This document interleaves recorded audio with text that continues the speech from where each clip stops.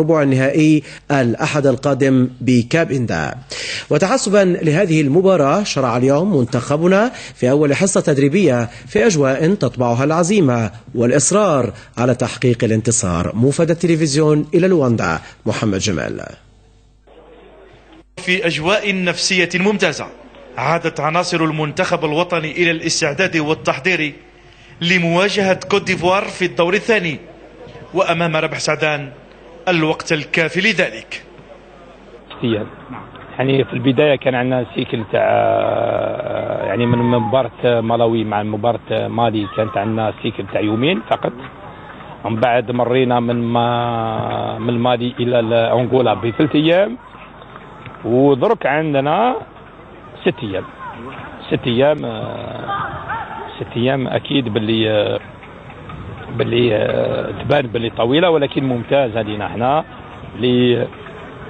اولا لنا الفتره الاولى تاع هذا الميكروسيكل هذا استرجاع للراحه اكثر من مده 3 ايام، وبعدين ننتقلوا مباشره الايام الاخرى باش نشتغلوا مباشره، نطلعوا شويه هذاك باش نحضروا المقابلات ضد كوت ديفوار.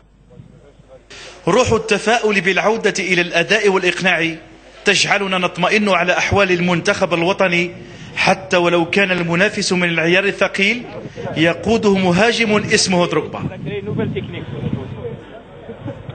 لا خوف ني دروغبا ني روني في الكوب دي مود حنا ان شاء الله باقي نكونوا ان شاء الله جاهزين ونفوزوا ان شاء الله بالمقابله. باغي نلعب المباراه الجايه كما بغيت نلعب المباراه تاع امس. الصحة دركا ما كانش امس مباراة. المجموعة والفريق هي ديما قوية على لاعب واحد. 1 2 3 فيا الجيري 1 2 3. الحصة التدريبية جرت بحضور أنصار المنتخب الذين هتفوا باسمه وباسم الجزائر على أمل الفوز على كوت ديفوار. قال لك لي زونغولي يقولوا ماليمبي فايلونج، يعني وحده نروحوا بعيد. كابيندا رانا رايحين وان شاء الله اصحاب كوت ديفوار غادي نديروا لهم كيما درنا مع المالي، دياغا ما خلعناش كاع ما خلوناش. وي والله ما نخلوا هذا الفريق هذا، فرحنا يا خويا ملي بدا هو يفرح فينا وحنا هنايا ما نفرحوش، نفرحوا ونزيدوا كاع. على هذه الزغاريد سوف ننتقل إلى لواندا ليلتحق بنا من هناك على المباشر الزميل سامي نور الدين. هي زغاريد أمل إن شاء الله. سامي نور الدين، مرحبا بك معنا. منذ قليل محمد جمال من خلال الصور التي بعث بها إلى الجزائر، جميل جدا أن نرى عنتر يحيى بهذا التفاؤل. نرى حليش وهو يقول لا يخيفنا لا دروغبا ولا غير دروغبا كما لم يخفنا ديارا. كيف هي الأجواء والاستعداد لكوت ديفوار؟ مساء الخير كريم، مساء الخير مشاهدينا الكرام. أجواء مرحة كما أسلف جمال وأسلفت أنت كريم في داخل مجموعة المنتخب الوطني الذي استأنف التدريبات في حصة تدريبية استرخائية. الشيخ سعدان يركز فقط على الاسترجاع والاسترخاء. الجو حار جدا هنا ونسبة الرطوبة عالية أيضا. الكل يريد أن يسير مباراة بمباراة كما فعلها المنتخب الجزائري، بداية بمباراة مالي ووصولا بمباراة أنغولا بلواندا. تبقى الآن مباراة كوت ديفوار. الكل متفائل كما تابعنا وتابعتم، ولكن الكل واقعي. الكل يؤكد أن قوة المنتخب الجزائري هي هكذا، عندما ينسى ما فعل في الماضي ويفكر في المستقبل القريب. المستقبل القريب هو يوم الأحد بحول الله، عندما تواجه الجزائر كوت ديفوار في مباراة عالمية مونديالية قبل الأوان. الكوت ديفوار في كأس العالم، المنتخب الجزائري تأهل لكأس العالم. المباراة تعد بالكثير ونتمنى أن نكون في المستوى، وأظن أن الأشبال المنتخب الوطني سيكونون في المستوى. بعض الإصابات أشرنا إليها، رفيق صيفي يخضع للعلاج المكثف، إصابة بطمور لا تدعو إلى القلق، وكل المجموعة باقي المجموعة بخير والحمد لله. بزاز ياسين غادر اليوم لواندا متجها إلى فرنسا للعلاج، والبقية تأتي بحول الله. طيب سامي نور الدين، قدمت لنا تقريبا كل المعطيات والمعلومات التي كنا نود أن نتعرف عليها. ربما للجمهور الجزائري ما الفرق بين لواندا وكابيندا، سواء بالنسبة لأحوال الطقس، للظروف، للملعب الذي ستقام عليه مباراة الجزائر كوت ديفوار؟ الفرق في الجو يبقى حار هناك، ولكن مقارنة بلواندا أكثر رطوبة، أكثر حرارة. في كابيندا وهي أكثر في الشمال، والشمال هو أكثر برودة، يعني الجو هو لطيف أكثر. وأيضا نأتي إلى من الناحية الفنية والتقنية، ميدان ملعب تشيزا هو أحسن بكثير، لا مجال للمقارنة بتاتا بين الميدان ملعب 11 نوفمبر ليبقى تحفة، ولكن من الناحية التقنية اللاعبون اتصلنا بهم وحدثونا كثيرا على الوضعية الرائعة وجاهزية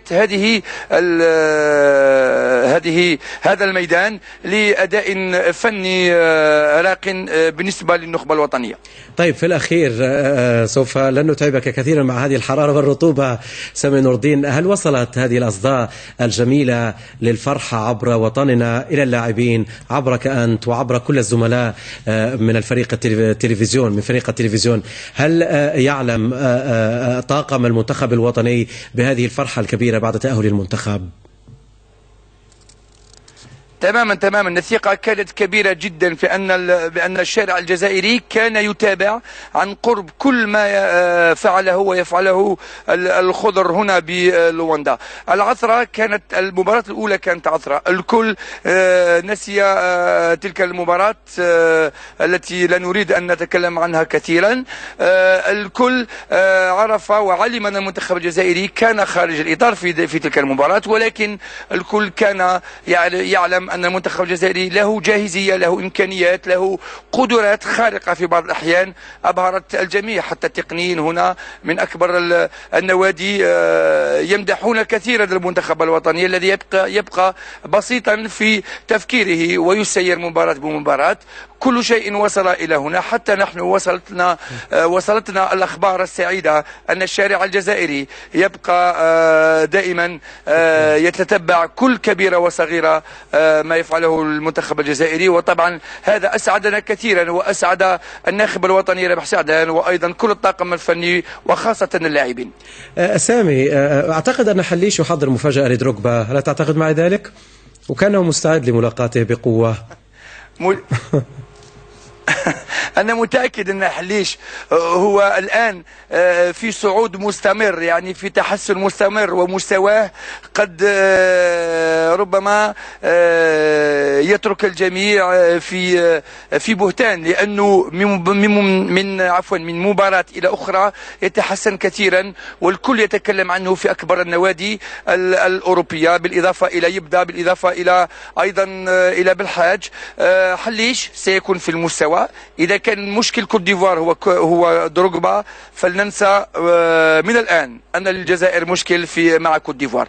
المشكل في كوت ديفوار أنه ليس دروغبا فقط، ولكن كمجموعة، والحمد لله لحد الآن لنا فرديات ومجموعة أيضا قوية بحول الله. ستكون في الموعد يوم المباراة يوم الأحد القادم بحول الله. شكرا جزيلا سامي نور الدين، سنلتقي وسننتصر بحول الله. نعود في نشاطنا اليوم أيضا إلى الندوة الصحفية التي أعقبت مباراة الجزائر أنغولا، والتي نشطها الناخب الوطني ربح سعدان وقائد الخضر يزيد منصوري، بالإضافة إلى جوزي مانويل مدرب أنغولا وقائد الفريق كالي. وتم خلالها الرد على مختلف أسئلة الصحافة، حيث عرب الشيخ سعدان عن سعادته بالتأهل إلى الدور الثاني. وضمن أخبار المنتخب الوطني نبقى، حيث فاز لاعب وسط الميدان الجزائري حسن يبدأ بلقب الروح الرياضية خلال المباراة التي جمعت المنتخبين الجزائري والأنغولي أمس بلواندا. وتم اختيار لاعب نادي بورسموث الإنجليزي الذي أدى مباراة ممتازة عقب تصويت خبراء الاتحادية الإفريقية لكرة القدم أو الاتحاد الإفريقي لكرة القدم الكاف، وكان بلباس أنغولا لأنه غير اللباس مع لاعب أنغولا.